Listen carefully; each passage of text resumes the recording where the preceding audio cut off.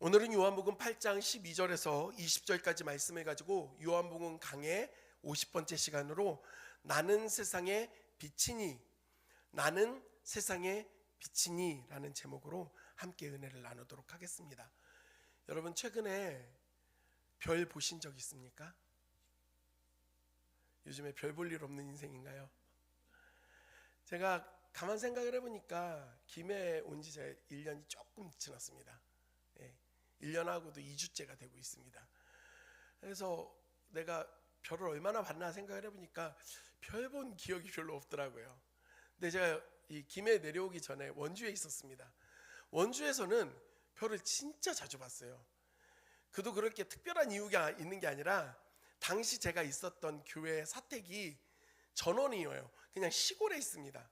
그리고 이 교회가 산에 위치하고 있었습니다. 산에.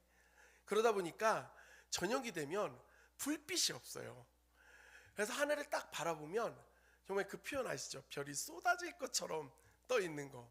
그래서 주차장만 나가서 저녁에 모든 조명이 꺼진 이후에 목회자들끼리도 같이 하늘 보면 그 별이 그렇게 빛나는 걸 본 적이 많았습니다. 근데 요즘에는 별 보는 게 참 어렵습니다. 단순히 우리의 공기가 나빠진 것도 있지만, 그리고 또 주변에 조명이 너무 밝다 보니까 상대적으로 약한 별은 잘 눈에 띄지 않는 것 같습니다. 제가 군 생활 중에 그런 경험이 있습니다. 우리 남자분들은 아시겠지만 이 군대에서 훈련 중에 야간 훈련을 할 때가 있습니다. 정말 밤에 나가서 거의 새벽이 돼서야 돌아올 때가 있는데, 저는 충주에서 군 생활을 했고 충주 주변에는 산이 많습니다. 사격장이 있는 곳에 그 산에 전날 가서 진지를 만들고, 그러니까 전투가 일어나면 몸을 피신하고 지켜내는 진지를 만드는 겁니다. 그리고 야간 훈련이 있는 당일날 오후에 올라가서 그곳에서 경계 근무를 서는데, 당일날 그 달도 뜨질 않고 날이 흐려서 구름까지 껴 있어서 정말 너무 어두웠습니다. 제가 살면서 칠흑같이 어둡다라고 하는 표현이 언제 사용되어져야 되는지를 그때 경험했던 것 같습니다. 진짜 너무 어두웠습니다. 왜냐하면 주변에 인가도 하나 없었고 어떠한 불빛 하나도 없고 가로등도 없다 보니까 정말 암흑 그 자체였습니다. 새벽 2시쯤 됐는데 갑자기 사격장 쪽에서 방송이 나오는 겁니다. 지금 시간부로 야간 훈련을 종료하고 부대 복귀를 하겠다라고 딱 이렇게 방송이 나오는 겁니다. 기분이 너무 좋은 겁니다. 왜냐하면 그 다음날까지 거의 아침 해 뜰 때까지 있어야 되는데 이 간부들의 그런 재량으로 새벽 2시에 복귀를 한다고 하니까 참 행복했습니다. 그런데 마음 가운데 훈련이 끝나는 기쁨도 있었지만, 다른 한편으로는 그 어둠 속에서 그 밑에 사격장까지 어떻게 내려가야 되나 아득해지는 겁니다. 근데 그렇게 생각하고 있는 때에 갑자기 사격장 쪽에서 그 서치라이트를 산 쪽으로 쫙 비춰주는 겁니다. 그리고 여러분들 뭐 잘 이 표현을 모르시겠지만 그 군대에 60이라고 하는 트럭이 있습니다. 큰 트럭이 있는데 이 트럭이 4대가 병사들 싣고 가려고 온 상태에서 이 트럭이 그 헤드라이트를 산 쪽으로 향해서 쫙 비춰주는 겁니다. 산 꼭대기에서 그걸 보는데 진짜 영화 같았습니다. 너무 갑작스러운 빛이 확 올라오니까 마음이 좋아지는 겁니다. 그리고 또 그 빛 때문에 어디로 가야 되는지도 알게 되었고, 그 빛에 의지해서 길을 보면서 잘 내려올 수가 있었던 경험이 저에게 있습니다. 여러분, 혹시 여러분들은 이런 경험이 있으십니까? 정말 어두운 곳에서 어디로 갈지 잘 모르고 있는 때에 작은 불빛 하나가 보여서 거기에 마음이 희망이 심겨져서 그 불빛을 바라보고 걸어갔던 기억들 혹시 있으십니까? 제가 이 말씀을 드리는 이유가 있습니다. 정말 그런 어두움 가운데 밝혀지는 빛 하나는 단순히 그냥 불빛이 아닙니다. 우리에게 소망이 되어지고 우리에게 찾아갈 길을 비춰주는, 인도해 줄 수 있는 도구가 되기 때문에 그렇습니다. 오늘 우리가 함께 읽은 요한복음 8장 12절에서 20절까지의 말씀, 이 예수님께서 나는 세상의 빛이라고 말씀하시는 이때에, 이 말씀이 되어지는 때의 상황을 우리가 좀 알 필요가 있습니다. 이전에는 우리가 알다시피 현장에서 가늠하다가 붙잡혀온 여인을 붙잡고 바리새인과 서기관들이 모세의 율법대로 하면 이 여인을 돌로 쳐서 죽이는 게 마땅한데 어떻게 하는 게 옳습니까? 예수님께 물어봅니다. 그들이 이렇게 물어봤던 것은 예수님을 함정에 빠뜨리고자 하는 악한 마음이 있어서 그렇게 했던 일이었습니다. 그때 예수님이 그들이 그토록 중요하게 여기는 모세의 율법을 들면서 누구든지 죄가 없는 자 그리고 증인이 될 만한 사람이 먼저 이 여자에게 돌을 던지라고 말씀하셨습니다. 그랬을 때 사람들이 갑자기 양심의 가책을 느껴서 그 돌을 버려두고 그 무리 가운데로 들어간 것이 아니라 모세의 율법대로면 두세 사람이 증언을 해서 그 사람의 잘못에 대하여서 밝혀지게 하고 그리고 또한 두 사람 이상이 그런 증언을 한다고 해서 바로 죽이는 것이 아니라 이것이 진짜인지를 다 살펴본 후에 혹시라도 위증하고 이웃에 대하여 악한 일을 행한 것이 밝혀지면 오히려 그 거짓 증언을 했던 사람들을 돌로 쳐서 죽이라고 그렇게 모세는 명령을 내렸습니다. 그러다 보니까 사람들이 예수님을 그 함정에 빠뜨리기 위해서 이 모든 상황을 만들어 놓은 거기 때문에 누구도 나서서 그 일을 할 수가 없었던 것이라고 말씀을 드렸습니다. 근데 이렇게 가늠하다 현장에서 붙잡혀온 여인, 이런 모든 사건이 일어나고 있던 이곳은요 예루살렘이었고 예수님이 예루살렘에 가셨던 목적이 있었습니다. 이전 7장의 말씀을 통해 우리는 기억합니다. 왜냐하면 유대인들이 3대 절기라고 말하는 그 초막절이 가까워서 예수님은 그 초막절을 지키기 위해 예루살렘으로 향하셨던 겁니다. 그리고 이러한 모든 일들이 이루어지고 있는 상황 자체가 바로 그 초막절 안에 다 일어났던 사건이라는 것입니다. 초막절에는 이스라엘 백성들이 가지고 있는 의식들이 있습니다. 종려나무가지와 4가지의 나뭇가지를 섞어서 흔들어대고 그 건기에 바짝바짝 말라가는 그런 날씨 가운데 제사장은 실로암 못에서 떠온 그 물을 금 주전자에 담아서 제단에 붓는 행위를 날마다 해야 했습니다. 그래서 예수님은 나는 생수의 강이라고 말씀하셨던 겁니다.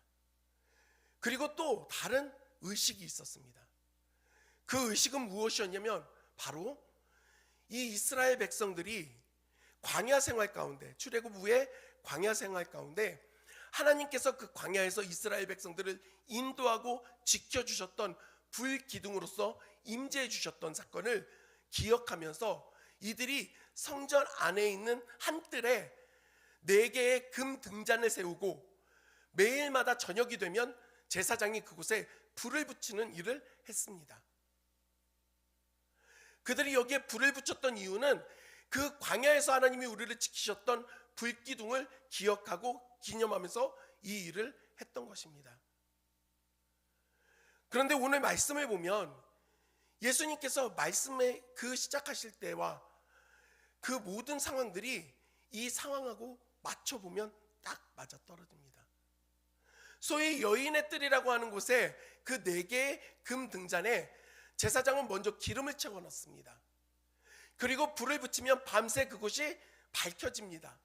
문제는 이 기름은 계속해서 소비가 되기 때문에 이 불은 영원할 수가 없습니다. 다음 날이 되면 꺼지는 겁니다. 그리고 제사장은 다시 불을 붙입니다. 이 일들을 반복하는 과정 가운데 예수님께서 이제 그 불이 꺼질 즈음에 백성들 앞에 서서 말씀하시는 겁니다. 나는 세상의 빛이다. 나를 따르는 자는 어둠에 다니지 않는다. 오히려 생명의 빛이 그 안에 머무르게 된다라고 말씀합니다. 우리 본문 말씀 12절을 함께 읽겠습니다. 다 같이 읽겠습니다. 시작. 나를 따르는 자는 어둠에 다니지 아니하고 생명의 빛을 얻으리라. 아멘. 예수님이 이렇게 말씀하시는 장소가 어디인지를 오늘 본문에서는 요한은 분명하게 밝히고 있습니다. 20절 말씀에 보면 이렇게 기록되어져 있습니다. 이 말씀은 성전에서 가르치실 때 헌금함 앞에서 하셨으나, 헌금함 앞에서 하셨다라고 말을 하고 있습니다. 우리가 그 예루살렘에 있는 성전의 구조를 잘 모르기 때문에 머릿속에 이게 잘 와닿지가 않습니다. 성전에 들어가기 위해서는요, 먼저 이방인의 뜰을 지나야 합니다. 그 이방인의 뜰은 유대인이 아닌 이방 사람들 중에 개종을 하고 하나님을 믿은 사람들이 있습니다. 이 사람들도 명절이 되면, 그 절기가 되면 이곳에 와서, 예루살렘으로 와서 예배를 드릴 수 있었습니다. 대신에 그들이 들어갈 수 있는 곳은 딱 거기까지였습니다. 이방인의 뜰. 그리고 그곳을 지나면 여인의 뜰이 나타납니다. 그 여인의 뜰은 유대인 남녀노소가 다 들어갈 수가 있습니다. 이방인은 들어갈 수가 없습니다.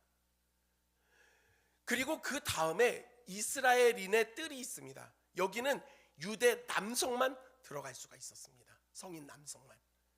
그러니까 많은 사람들이 모여서 함께 말씀을 듣고 예배를 드릴 수 있는 환경은 여인의 뜰에 만들어진 겁니다.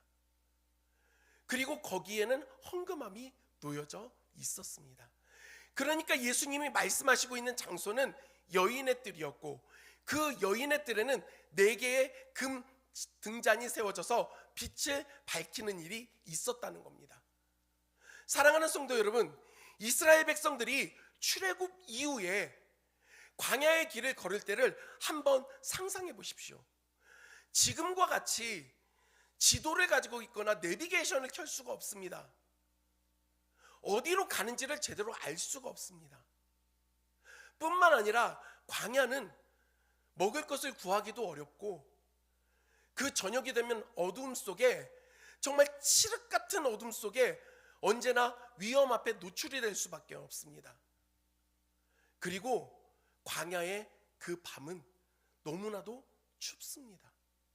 기온이 확 떨어져서 추위를 느껴야 되는 겁니다. 이러한 상황 가운데 있던 이스라엘 백성들 안에 하나님께서는 불기둥을 내려주셨고, 그 불기둥은 먼저 앞서가며 이스라엘 백성들이 걸어가야 되는 방향을 인도해 주었습니다.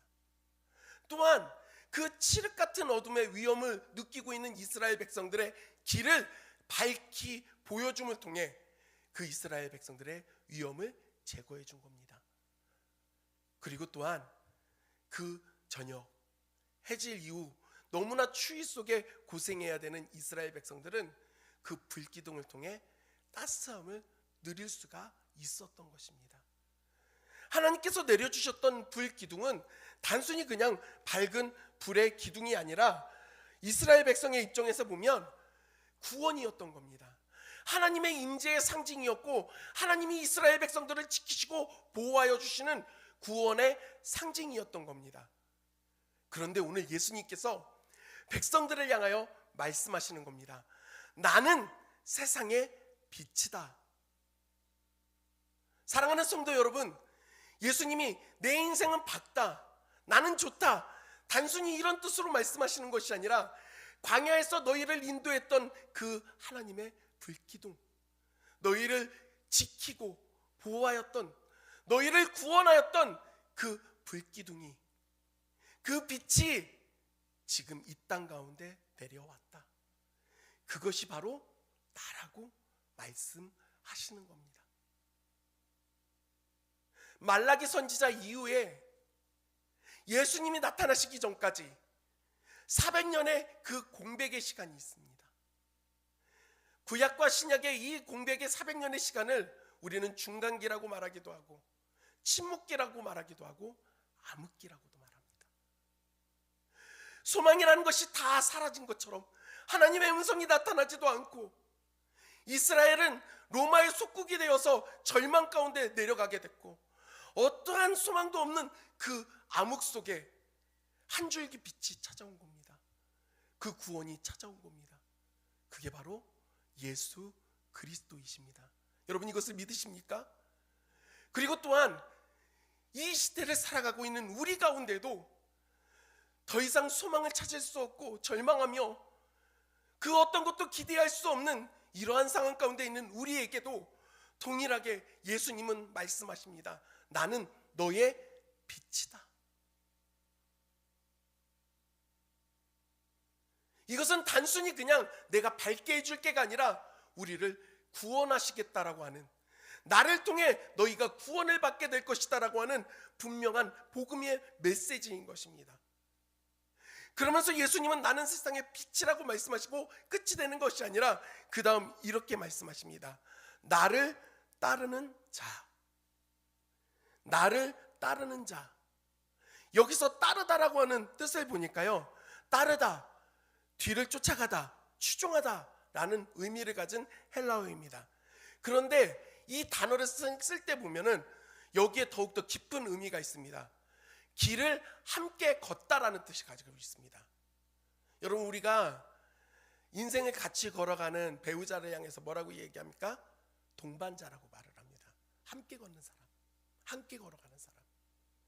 그것은 단순히 그냥 방향이 같아서 걷는 게 아닙니다. 예수님께서 말씀하시는 그 따른다라는 것은 단순한 의미가 아닙니다. 그저 길 위에서 함께 그냥 걸어가서 방향이 맞아서 걸어갔던 것이 아니라 예수님을 온전히 바라보고 예수님이 걸어가신 그 길을 온전히 따라가는 것, 제자의 삶을 말하는 겁니다. 그리고 더욱더 중요한 예수 그리스도를 믿는 것을 말씀하는 겁니다.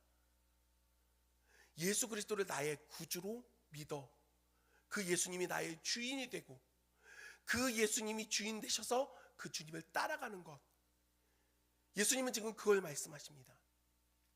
그리고 나서 예수님은 그 다음에 뭐라고 말씀하시면 예수님을 따라가는 자, 그 사람은 어둠에 다니지 아니하고 라고 이렇게 말씀하십니다.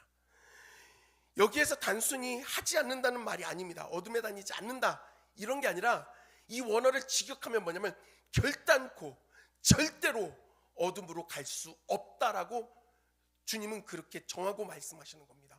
확정을 하신 겁니다. 그러니까 예수 그리스도를 구주로 영접하여 믿은 자는 더 이상 하나님과의 단절된 죄악으로 그 어둠으로 갈 수 없다라는 겁니다. 예수 그리스도로 말미암아 우리의 자리가 바뀌었기 때문에 다시금 그곳으로 가지 못한다라는 겁니다.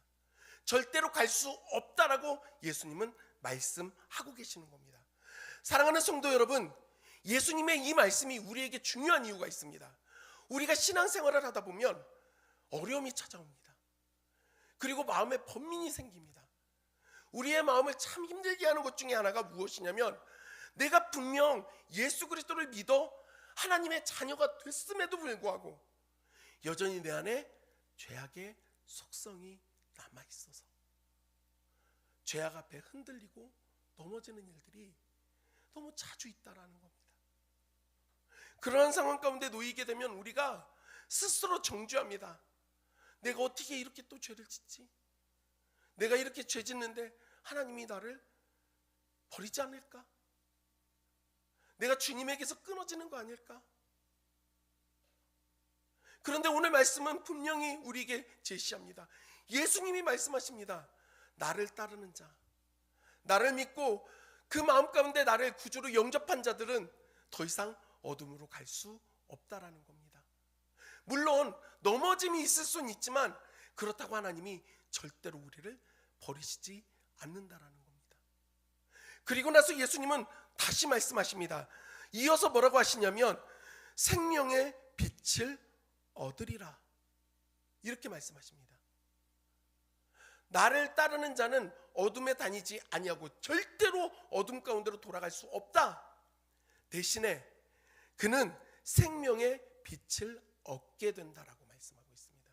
여러분, 그런데요, 이게 미완료 현재형 시제입니다. 이거는 그러니까 미래형 시제입니다. 무슨 말이냐면 과거에 받고 나서 잃어버릴 수 있는 게 아니라 매일매일 지속적으로 주신다라는 뜻이에요. 그 생명이 우리 안에 한 번 왔다가 과거의 것으로 넘어가서 사라지는 것이 아니라 오늘, 내일 끊임없이 주신다는 겁니다. 끊어지지 않고 지속적으로 계속해서 그 생명을 얻게 된다라는 것입니다. 이것은 우리에게 매우 큰 소망이 됩니다. 왜냐하면 예수 그리스도를 믿어 구원을 얻었다라는 기쁨이 있지만 우리가 이 땅을 살아가야 될 그 삶의 시간들이 남아있기 때문에 그렇습니다. 그런데 주님께서는 그 전에 받았던 은혜로 그냥 버티는 게 아니라 날마다 새로운 그 생명의 빛을 우리에게 주시겠다라고 약속하고 계시는 것입니다. 그 약속을 온전히 기억하고 그 생명의 빛을 받는 저와 여러분들이 되기를 주님의 이름으로 간절히 소원합니다. 예수님이 이렇게 너무나도 귀한 그 구원의 메시지를 선포하고 있는데, 선언하고 있는데, 그런데도 불구하고 다 주님께 은혜를 받지는 못합니다. 그게 현실이지요. 13절 말씀을 보면, 우리 13절 같이 읽겠습니다. 시작.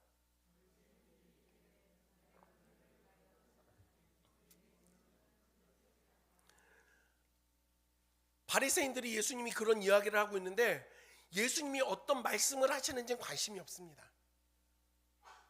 그들은 어떻게 해서든지 예수님한테 꼬투리를 잡고 싶은 거예요. 그리고 이미 마음이 상당히 긁혔고 상해 있었습니다. 기분 나빴었어요. 왜? 이전에 사건이 있었잖아요. 현장에서 가늠하다 붙잡힌 여인을 가지고 자기들 딴에서는 예수님이 절대로 빠져나올 수 없는 함정에 우리가 빠뜨렸다고 자신을 했는데, 오히려 예수님은 모세의 율법을 들어서 그 상황을 역전시켜 버리셨거든요. 그러니까 이 사람들이요, 그걸 가지고 토대로 다시 또 예수님을 공격합니다. 네가 스스로 너를 대하여 증언을 하기 때문에 너의 증언은 참되지 않다라는 겁니다. 이거는 구약의 그 율법, 예수님이 말씀하셨던 것을 이들이 다시금 사용하는 겁니다. 한 사람의 증언하는 것이, 그 사람에 대한 증언이 확신이 되고 참된 것이 되려면 한 사람뿐만이 아니라 두 사람 이상의 사람이 그 증언을 해야지만 그것이 참되다고 하지 않았냐, 말씀대로 하면. 근데 너는 너만 혼자 그렇게 얘기하니까 네 말하는 것은 참될 수가 없어 라고 이 바리새인들이 말했던 겁니다. 사랑하는 성도 여러분, 억지도 이런 억지가 없습니다. 왜 그러냐면 예수님을 보았던 침례 요한이 예수님에 대하여 이미 증언했습니다. 그 오실 메시아가 누구냐? 당신이 메시아입니까? 그러더니 나는 아니라는 겁니다. 나는 그분의 신발끈도 풀 수가 없을 그런 미천한 존재다. 그런데 예수님을 바라보니 말합니다. 보라, 세상의 죄를 짊어지고 가는 하나님의 어린 양이다. 침례 요한이 예수님을 증언했습니다. 뿐만 아니라 이 바리새인들은 압니다. 니고데모가 예수님을 만나고 난 이후에 그 예수님을 변호했던 그 사건이 이전에 기록되어져 있습니다. 그뿐 아니라 예수님을 붙잡아 오라고 성전 경비병을 보냈는데 이 성전의 경비병들이 예수님을 붙잡아 오지 못했습니다. 그들이 돌아와서 어떤 이야기를 합니까? 우리가 지금까지 살면서 저런 가르침을 들어본 적이 없습니다. 이 놀라운 가르침을 주는 저분은 메시아가 분명합니다. 증언하는 사람이 없었다고요? 있었습니다. 그들은 인정하고 싶지 않았을 뿐입니다. 사랑하는 성도 여러분, 바리새인과 종교 지도자들이 왜 이런 행동을 합니까? 그들은 스스로 어둠에 있다라는 걸 깨닫지를 못하는 겁니다. 우리가 율법을 잘 알고 지키고 있기 때문에 우리는 이미 구원받았다.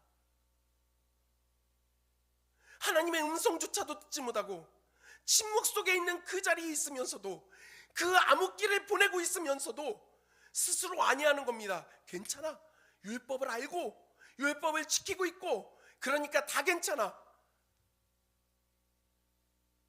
그리고 또한 빛이신 예수님 앞에 나아가려면 자신들이 지금까지 해왔던 잘못들을 다 드러내야 되는 겁니다. 예수님은 이 바리새인과 종교 지도자들이 갖고 있었던 그 문제를 모르셨던 게 아닙니다. 그래서 그들에 대하여서 예수님 뭐라고 말씀하십니까? 너희는 육체로, 사람들의 행실로 심판하고 정죄하지, 나는 그런데 그렇게 하지 않아. 율법적인 것들로 너희는 사람을 정죄하지만 나는 하지 않아. 할 수 없어서 안 하는 게 아니라 예수님 뭐라고 하십니까? 내가 심판할 권세도 있지만, 판단할 수 있는 자격이 있지만, 이전에 여인을 향해서도 유일하게 그를 정죄할 수 있었던, 돌을 던질 수 있었던 예수님이 뭐라고 하십니까? 나도 너를 정죄하지 않는다라고 하시지 않았습니까? 왜 그렇습니까? 예수님이 이 땅에 오신 분명한 목적이 있기 때문에 그렇습니다. 하나님께서 예수 그리스도를 이 땅에 보내신 그 이유는 우리를 심판하려 하심이 아니요 우리를 구원하시기 위하여 이 땅에 예수님을 보내주신 것입니다. 암흑 속에 있는 우리를 살리시기 위하여, 보호하시기 위하여, 구원하시기 위하여 생명의 빛이신 예수 그리스도를 이 땅에 보내주신 것입니다. 우리가 그 예수 그리스도를 바라보면 생명을 얻을 수 있지만, 그 생명으로 나아갈 수 있지만 그러지 못하는 겁니다. 왜요? 빛 가운데로 나아가면 드러나거든요. 죄의 문제가 드러나거든요. 도저히 해결할 수 없는 내 자신의 모든 것들이 다 여실히 드러나게 됩니다. 그러니 싫은 겁니다. 문득 그런 생각이 들었습니다. 지금 학생들은 참 인권이 잘 보호됩니다. 근데 과거에는 안 그랬거든요. 뭐 어둠과 빛이 다 있죠. 어두운 부분도 있고 좀 좋은 부분들도 있죠. 제가 초등학교 생각이 납니다.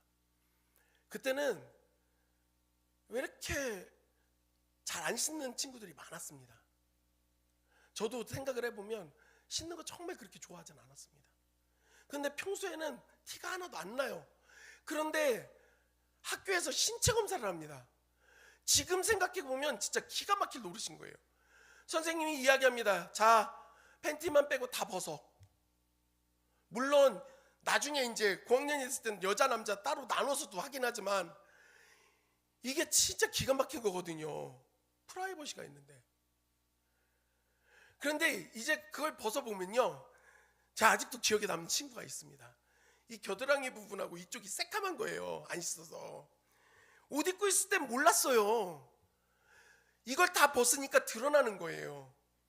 부끄러워지죠. 흡사 우리가 빛 대신 주님 앞에 나아가는 게 그렇습니다. 나의 죄됨이, 나의 문제가, 나의 연약함이 다 드러나게 되거든요. 그런데 사랑하는 성도 여러분, 우리는 그래서 안 나가려고 하는데 자꾸 놓치는 게 있습니다. 예수님은 빛 가운데 드러나서 우리의 그런 죄악과 문제들이 다 드러났을 때 그걸 바라보면서 비웃고 조롱하고 정죄하시는 분이 아니라는 겁니다. 왜냐하면 예수님이 이 땅에 오신 목적이 우리의 심판이 아닌 구원이기 때문에 예수님은 손수 우리의 그 모든 더러운 것을 씻겨주십니다. 우리의 그 냄새나는 모든 것들을 손수 감당하시는 거예요. 그리고 도저히 우리가 해결할 수 없는 죄악을 십자가에서 피를 흘려 생명을 내어주심으로 대신해서 짊어져 주시는 겁니다. 우리가 그러한 은혜를 입을 수 있는 사람들인데, 아니 그러한 은혜를 입었는데 자꾸 우리는 어둠에 머물러 있고 싶어 합니다. 바리새인과 서기관, 종교 지도자들을 바라보며 참 어떻게 이럴 수 있는가라는 마음이 들지만 한편으로는 그들의 모습을 보며 함부로 손가락질할 수 없는 건 그들의 모습이 우리에게도 발견되기 때문에 그렇습니다. 얼마나 안타까운 문제입니까? 얼마나 안타까운 상황입니까? 누구보다 율법을 알고, 누구보다 율법대로 살려고 노력을 하고, 누구보다 예배를 잘 드리고 금식까지 했던 이 사람들, 그런데 정작 하나님의 구원의 그 은혜 앞에는 나오지 못하는 이 사람들, 우리도 그럴 수 있다라는 겁니다. 예배를 드리고 봉사를 하고 직분을 받고 헌금을 하고 누가 보더라도 다 신앙생활 잘하는 것처럼, 교회 생활 잘하는 것처럼 보여져서 저분 신앙 참 좋다라고 말을 들을 수 있을지 모르겠습니다. 여러분, 그런데요, 그게 중요한 게 아닙니다. 진짜는 내가 예수 그리스도를 나의 구주로 영접했는가? 예수님이 나의 구세주이신가? 나의 구원자이신가? 그 영접이 우리에게 있는가가 중요합니다. 그 구원의 은혜를 내가 받았느냐가 중요한 겁니다. 종교생활 잘하는 게 중요한 게 아니라 예수님 앞에 나아가 그 빛을 소유하는 것, 그 빛 가운데 거하는 게 우리에게는 필요하다라는 겁니다. 오늘 우리의 신앙의 자세는 어떻습니까? 빛 대신 예수 그리스도 앞에 당당히 나아가 그 예수님이 우리의 모든 죄악과 더러움을 깨끗하게 하시고 우리를 회복시키시는 그 은혜를 누리고 계십니까? 아니면 어둠 가운데 모든 것들을 숨기고 드러내기 싫어서 인정하지 않고 끝까지 고집을 부리는 바리새인과 같은 태도를 우리는 취하고 있습니까? 그 질문이 우리에게 필요한 것 같습니다. 저는 이제 말씀을 좀 정리하려고 합니다.